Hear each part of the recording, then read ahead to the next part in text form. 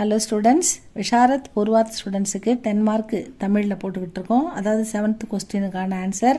அதில் 2 போட்டாச்சு. இது ஒன்று தான் லாஸ்ட் இம்பார்ட்டண்ட். உங்கள் ஜிஎம்பி கியூஏ புக்கில் 113 இருக்குது பாருங்கள். பெண் விடுதலை பற்றி பாரதியார் கூறுவனவற்றை சிறு குறிப்பு வரைக.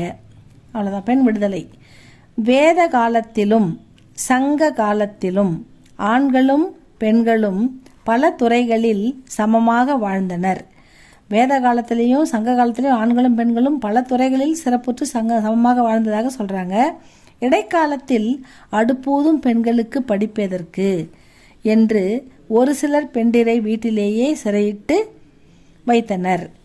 ஆணும் பெண்ணும் நிகரென கொள்வதால் அறிவில் ஓங்கி இவ்வையகம் தழைக்குமாம் அப்படின்னு எழுதியிருக்காரு என்று கூறி பாரதியார் பெண் விடுதலைக்கு நல்வழி வகுத்து கொடுத்தார் அப்படின்னு சொல்கிறாங்க.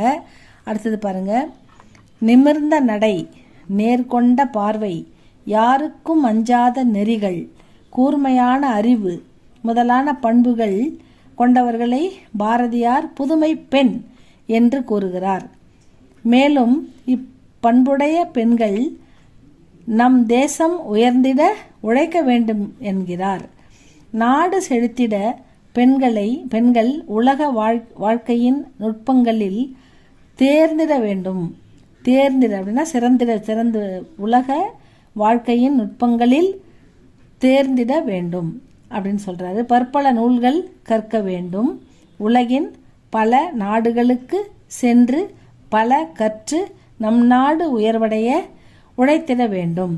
இவ்வாறு பாரதியார் பெண் விடுதலை பற்றி கூறியுள்ளார் அப்படின்னு சொல்லியிருக்காங்க. இவ்வளோ தான் இம்பார்ட்டன்ட் ஸ்டூடெண்ட்ஸ். இந்த 10 மார்க்குக்கு நல்லா படிச்சுக்கோங்க. உங்களுக்கு இது யூஸ்ஃபுல்லாக இருக்கும். இந்த செட்டுக்கு உங்களுக்கு வந்துடும்.